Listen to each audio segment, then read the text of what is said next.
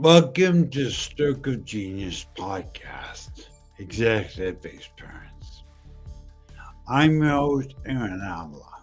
I got a real special guest for you today. His name is Alan Simberg, and he is a credentialed and certified cons- uh, goodness, and I just forgot. Sorry, somewhere I'm a stroke survivor. But let's bring Alan on the line. Tell you. Good morning, Alan. Hello, Aaron. How are you doing? Really good. Please introduce yourself because my stroke brain drew a blank. Sorry. Oh, that's okay. Well, as I introduce myself, I want to thank you for having me as a guest on your show. As you mentioned, my name is Alan Simberg. I have a PhD in counseling psychology. I'm a licensed marriage and family therapist, licensed chemical dependency counselor, and I have certification in applied clinical nutrition. Yeah, anybody that knows someone's doing research on Alan. He has so many little letters after his name. That's why I told him this morning. Please introduce yourself. He got PhD. He got so many abbreviations behind his name. I mean, it's pretty amazing. So, but you're in the business of helping people. Yes, That's, that's my main purpose to help people. that's I do the same thing, but I'm not credentialed. But I am a certified stroke survivor. Let's give a shout out, can we? Can I real quick to the people in the audience now? Hold on.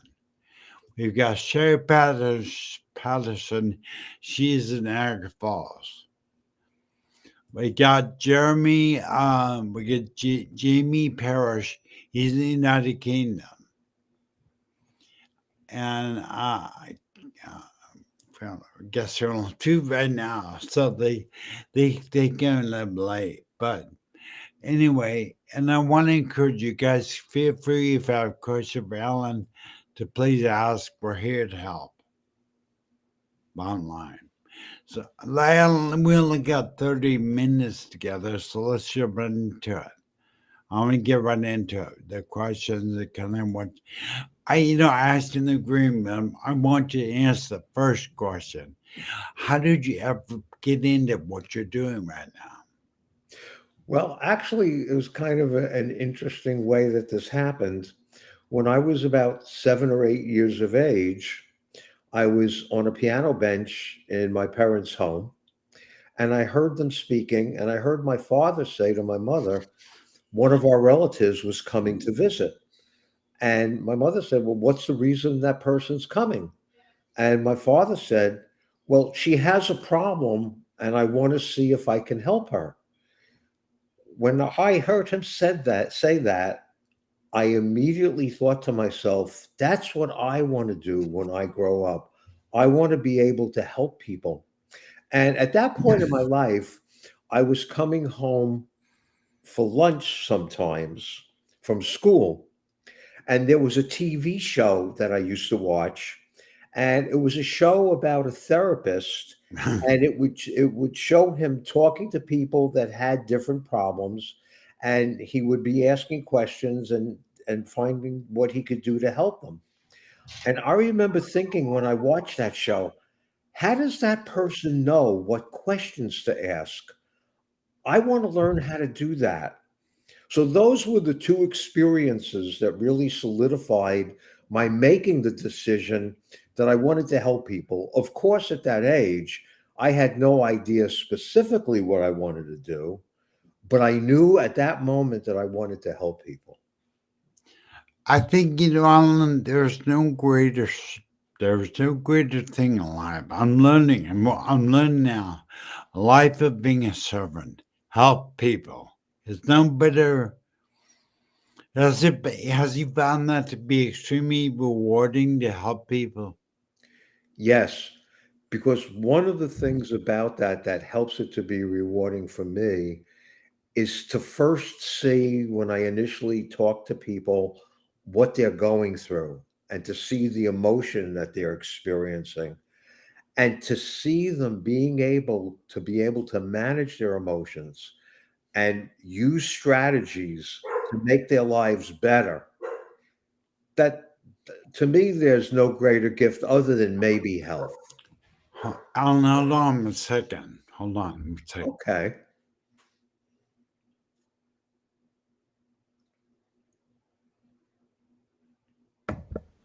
Sorry, we're having a little dog issue. Sorry. That's okay. Go ahead. Continue, please. Well, that was basically about what I was going to say, that helping people is so rewarding to me because, as you know, we all have our struggles.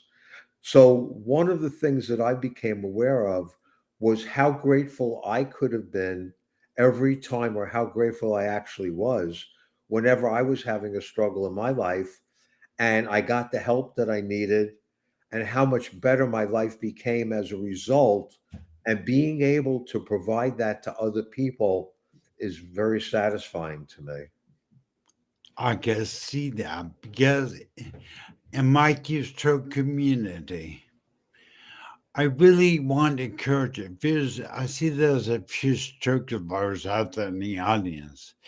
I want you to reach out to Alan, and he's here to help you, stroke survivors and community members. So please feel free. And at the end of the show, we'll tell you how to get a hold of him. But Alan, I'm curious. Let me ask. Let me see what's up. Of course, I do have one other question. I have a couple more questions for you, if I can ask it.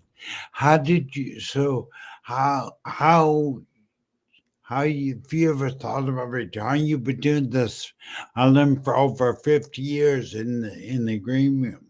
Have you ever thought about retiring? Well, actually, I never have thought about retiring in any serious way. And it's kind of interesting that you asked me that question because several years ago, it was probably at least 10 years ago, if not longer, my son basically asked me the same question. And the way he asked the question was, he said, Dad, how can you keep doing what you're doing? You know, are you going to stop at some point? And I said, gee, I'll answer your question, but what's the reason that you asked me that? And he said, well, my understanding is that people that do what you do get burnt out, and they just can't tolerate going on doing what you're doing, especially as long as you've been doing it.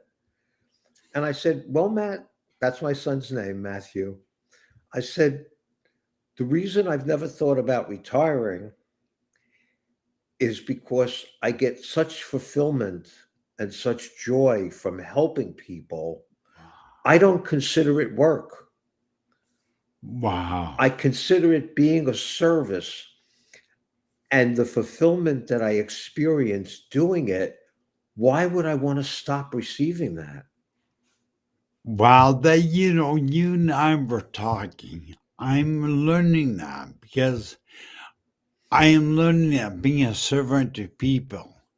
I've been watching this guy named Steve, and he has a podcast called Doing Business with a Servant's Heart. And I realize, Alan, that being a servant to other people is, like you just said, is so filling, it's so fills you full of joy you don't want to stop. I can see I'll not stop until the day I drop. I'm sorry, I love what I do. I love what I do. Yes. But I do have a more serious question.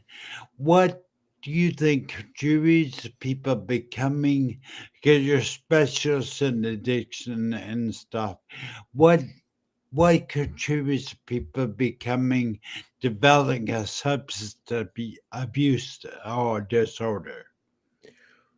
Well, actually, there are two things that kind of go along with each other, two basic things. One is a person may have a predisposition to becoming addicted. The other is based on a person's life experiences, sometimes they don't know how to manage them, and they resort to either alcohol or drugs to be able to manage the emotion that they're going through, not knowing how to handle the challenge. So then not only do they have the challenges that are unresolved, but they have the added challenge of getting past all the effects that the addiction is causing to them. I think probably the inability of how to cope. I mean, so many times in life, and I'm in pause. I mean, there's quite a few stroke survivors out there, and there's not much stroke survivors show. But I want to say thank you for supporting us. Thank you for being out there. And Alan, how do people? I mean, the biggest thing is coping. How do we cope? How do people get in touch you to? What is the best way? I'm going to pull up your website. I'm going to pull up your website. Here's, if for anybody that wants to get out, here's the website. That website, I'm going to tell you, what Alan is doing, he's here to help you, community. Whether you're a CEO, having a cocaine issue, I'd imagine that could be very common in the upper parts of business. Are you feeling about marital problems or any emotional issues? Get out Alan. Visit him on the website.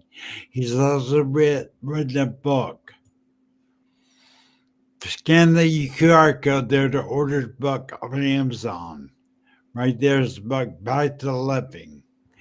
I mean, in my younger days, Alan, I started with some addictions. In fact, I was a smoker. I was a smoker before my stroke. I smoked cigarettes. And that addiction, do you know, I was in a coma, and they could not wake me up from the coma. And they asked my wife, did your husband smoke or do any type of drugs or anything? Because now waking up from the coma. Well, she said he smoked pack and a half a day of cigarettes. Do you know they went there and got the patch? Put it on me. I woke put about the nicotine patch on my skin.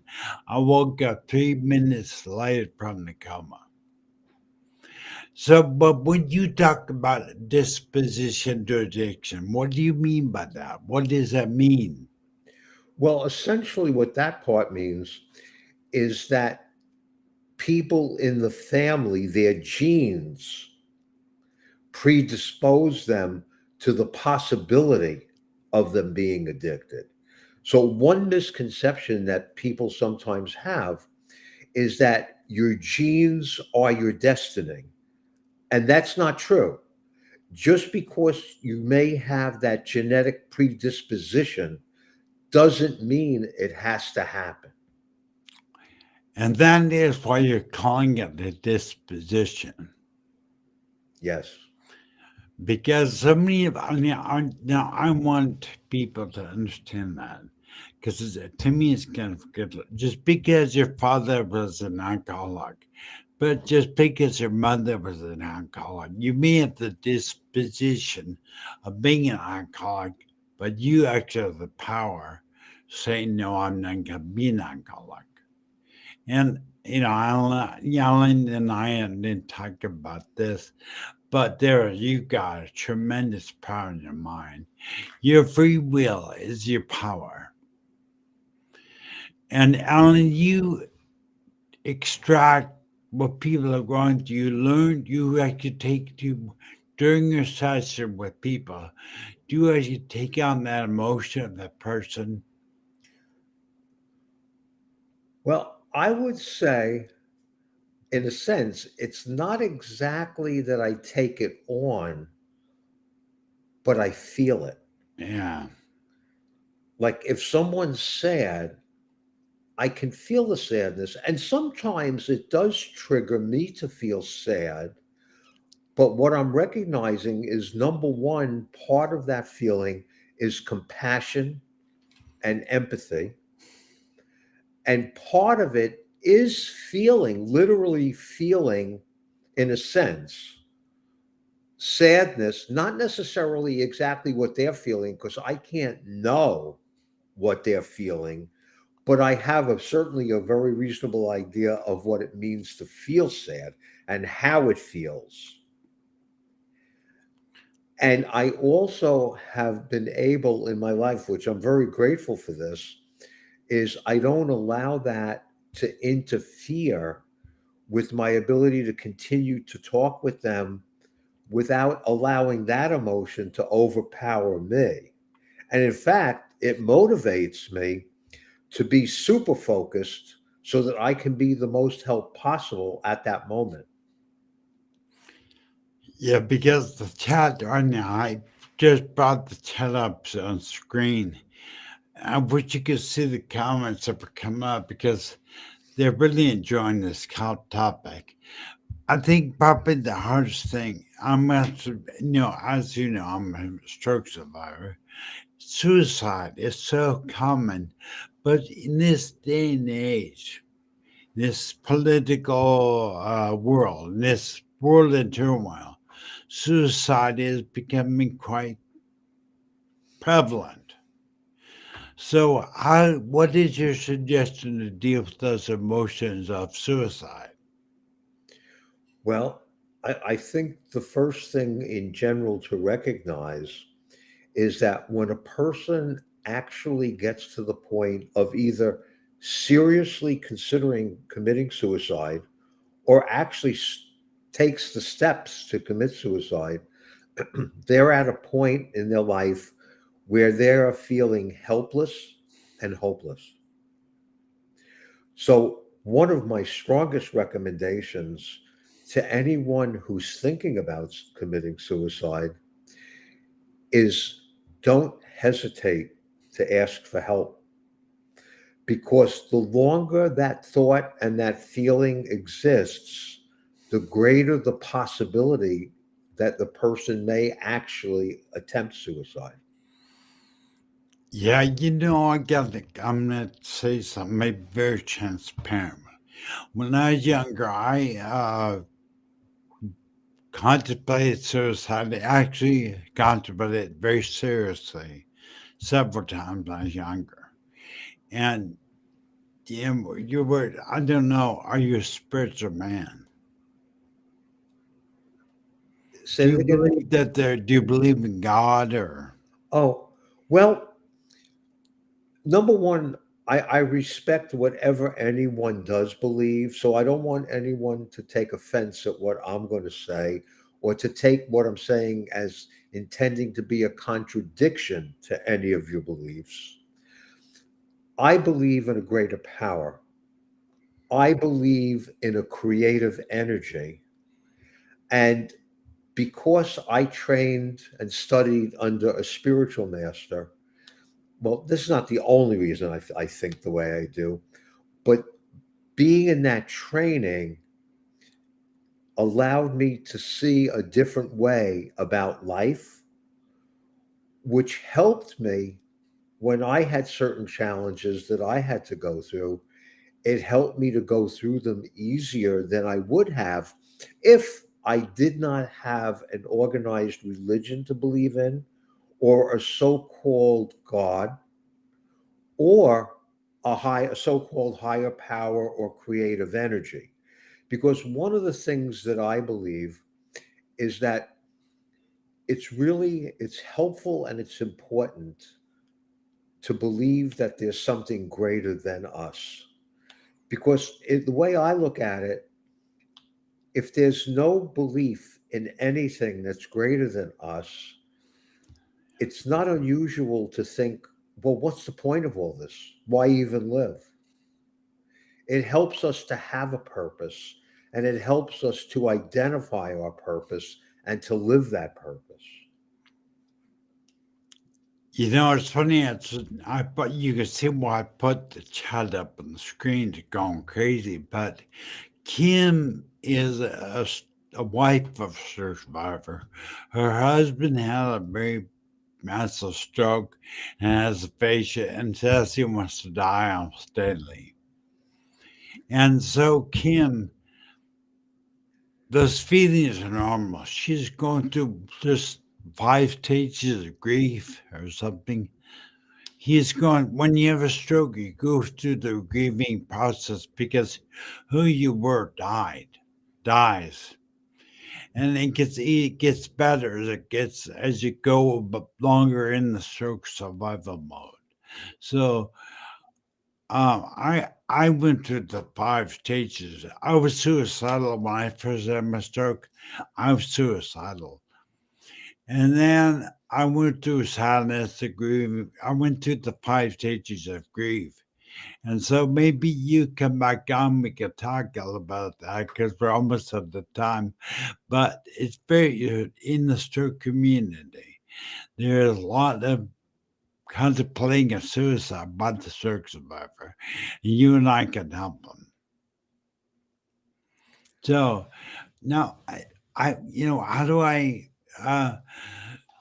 like I said, I want to stick on this comment on this topic just a little bit. So, what happens? How do you bring someone from suicidal thoughts into hope? Well, I think it would be helpful to answer your question from within the context of, let's say, someone having experienced a stroke and considering committing suicide.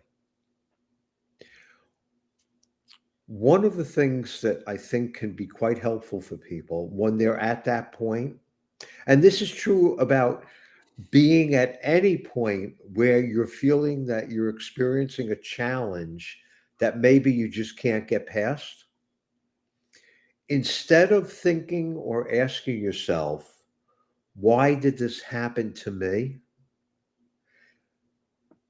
Think, what can I learn from this? Oh, I love that quote. I live by that. Repeat that, please, Alan. Sure. So instead of thinking, why did this happen to me? It's much more useful and helpful to think, what can I learn from this? And I'll add something to that. Not only what can I learn from this, but what can I do despite the fact that it happened? How can I have the best life possible? All right, people, did you just hear that? Okay, when you have those feelings, as how can I learn from this? Not why me. Don't ask why me, but ask what can I learn from this? And take more of a positive approach. And this will alter your destiny. It really will have a great impact. I've just talked. I'm Alan. I'm going to repeat a spiritual mentor I had. Told me, he said, where your focus goes, your energy flows. And I'm telling for any CEO, entrepreneur, stroke survivor out there, if you focus on the problem, your energy will go there, and not negative. So the answer is don't quit. I mean, I hate to say it sounds simple. Don't just stop focusing on be grateful. Switch it to gratefulness, right? All gratefulness is so good for the soul. Can I answer one of the questions that was Please, just please, asked? please, Okay, please. okay. So the question from Karen is, but at what point can we say that I haven't learned anything? So my answer to that question is the point at which you can say that or ask that is when you're aware enough to think it, to say it. And sometimes the initial answer can be very simple. The initial answer can be from the question, what can I learn from this? Maybe one of the things I can learn is how to manage this and not let it run my life. And that could lead to you having even more answers about what you can learn. Because one of the things that I firmly believe, not only from my life, but from all the people's lives that I've ever talked to, is that there's always something to learn from any experience we have. When we think to ourselves, why did this happen to me? In a certain sense, we're putting ourselves in the victim mode. When we think, what can I learn from this? The implication of that question is, what can I do to manage this situation as effectively as possible and have the best life possible? That's the question to answer and to stay focused on as consistently as possible. And you have to have the best outcome possible when you do that. It may not be the best outcome that could ever be, but it's the best outcome considering the circumstances that you're currently dealing with. And there's an expression that's, I think, can be very helpful to keep in mind. You can have circumstances, but you don't have to let your circumstances have you. Alan, it's funny because there's something I'm always repeating in my community, and that is stroke does not define you, but how you respond does. And for the entrepreneur and the businessman that's out there, this is true for any circumstance you face. You could either face it, you could either run from it or learn from it. Take your pick. And if Alan is giving a tidbit there, and I don't know if Betty caught it, but it's your choice. You actually have a choice not to be a victim and to learn from it. You choose to do that, right, Alan? Yes. Yes. And another way of saying what you just said in terms of choosing, our thinking also contributes to how we feel. So if we consider ourselves to be a victim, we're going to feel like a victim and we could get into that pattern. But if we refuse to accept ourselves, something happened to us doesn't mean that we're a victim. All it means is something happened. And as you said, Aaron, do I manage it or do I let it run me? That's the decision. And I know it's not easy. I don't mean to imply at all that it's easy.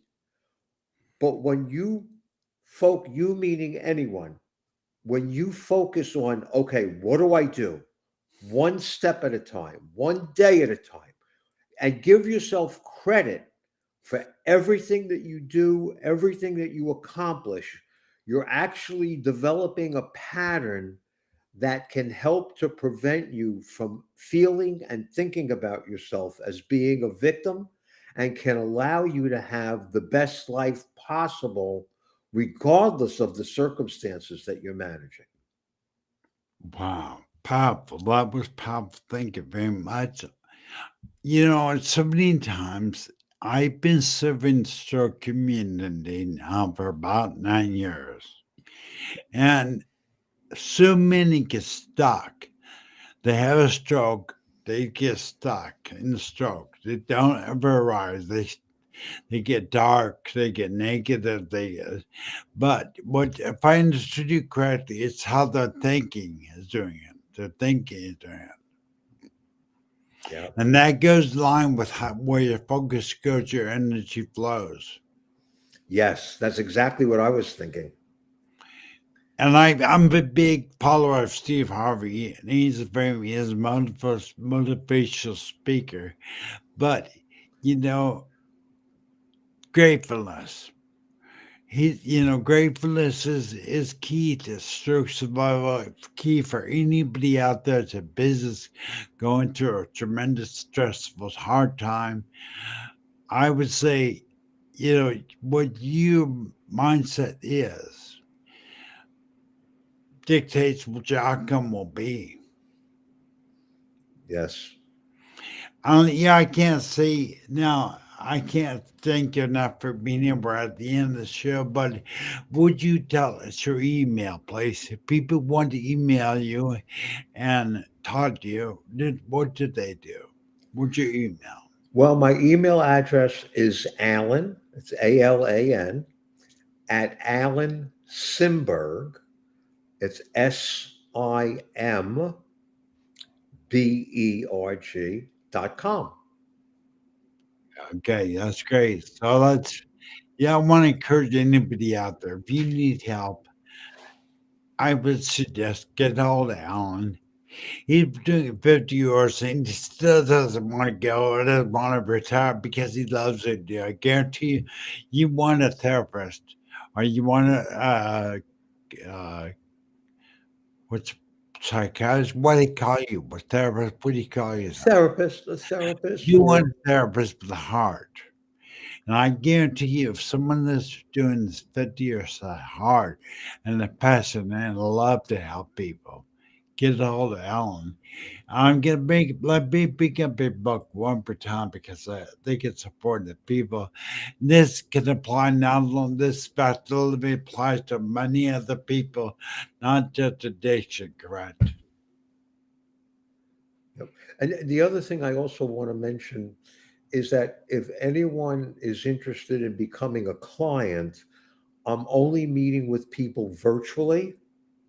And the people that I'm speaking with have to be living either in Texas or New Jersey because I have to speak with people in states where I'm licensed. But if someone has a question, I can answer a question. All That's right, no sounds problem. great, Alan. I want to thank you for being here right at time. I want to thank you for being here. Hope you enjoyed yourself. Thank you very much. Thank you, audience, for your support. Appreciate it. Thank you also for being there, Alan. Thank you. Okay, and thank you, Aaron, for having me as a guest on your show. You're welcome, bro. I'll tell you, we'll do another one soon. Bye, Alan. Bye bye. Look forward to it, Aaron.